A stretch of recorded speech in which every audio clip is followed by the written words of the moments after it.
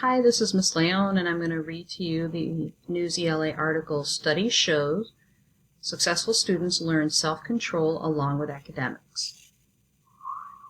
Walton Elementary second grader Janiah Smith asks to be called on for the answers in this language arts class at the Jackson, Mississippi School on October 28, 2015.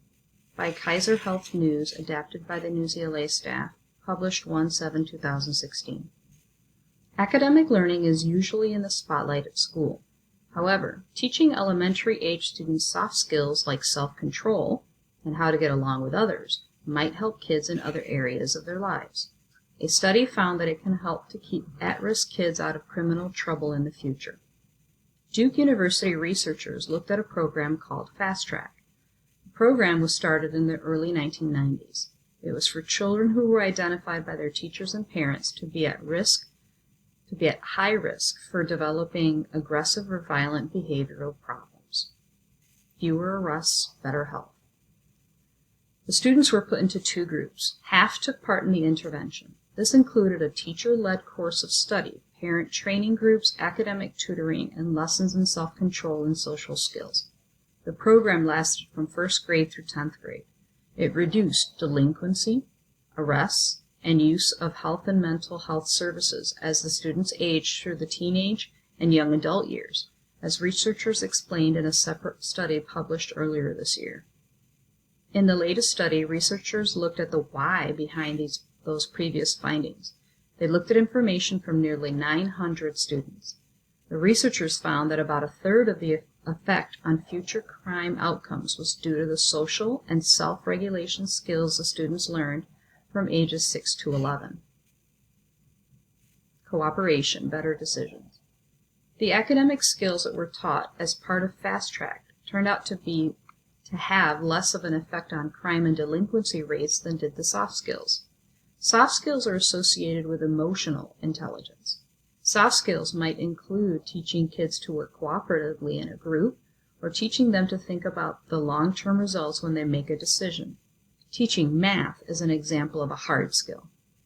The conclusion that we would make is that these soft skills should be emphasized even more in our education system and in our system of socializing children, says Kenneth Dodge. He is a professor of public policy and psychology and neuroscience at Duke. Dodge was a principal investigator in this study as well as in the original Fast Track project. Parents should do all they can to promote these skills with their children, Dodge says, as should education policymakers. To the extent we can improve these skills, we can improve outcomes in delinquency and youth crime, says Dodge. He is also director of Duke's Center for Child and Family Policy. The study was published last week in the journal Child Development. Aware of other people's feelings. Neil Bernstein is a psychologist in Washington, D.C. who specializes in child and teenage behavior disorders. To him, the researchers' findings seem to go along with what he's seen. He has been working with children for more than 30 years. And while he says he agrees with the importance of teaching self-control and social skills, he would add empathy to the list too. Empathy is what makes us aware of the feelings of others, and when you're empathetic, you're much less likely to hurt someone else's feelings, said Bernstein. He serves on the advisory board for the Partnership for Drug-Free Kids. Bernstein is also the author of many books, including How to Keep Your Teenager Out of Trouble and What to Do If You Can't. Being in tune with how someone else feels can also help in other ways.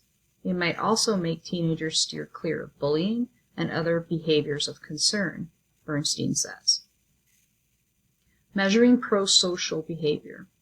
Empathy was not one of the skills directly measured in this study, according to Lucy Sorensen, a PhD student at Duke and lead author of the study. But there were several measures of pro-social behavior, Sorensen says. This is defined as voluntary behavior intended to benefit others.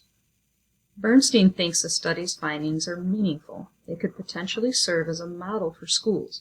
However, he says that collectively getting a school system, teachers, parents, and students all motivated enough to take part in an intervention like Fast Track was challenging. Teaching self-control.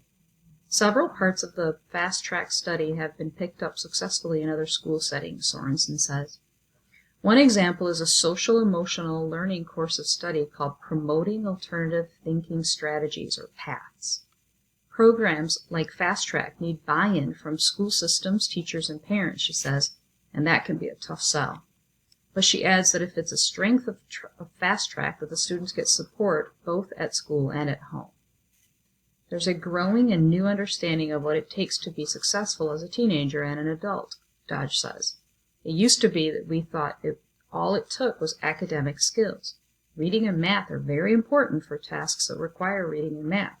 Self-control is important for life tasks that require self-control. That's what avoiding arrest and violent crime is all about.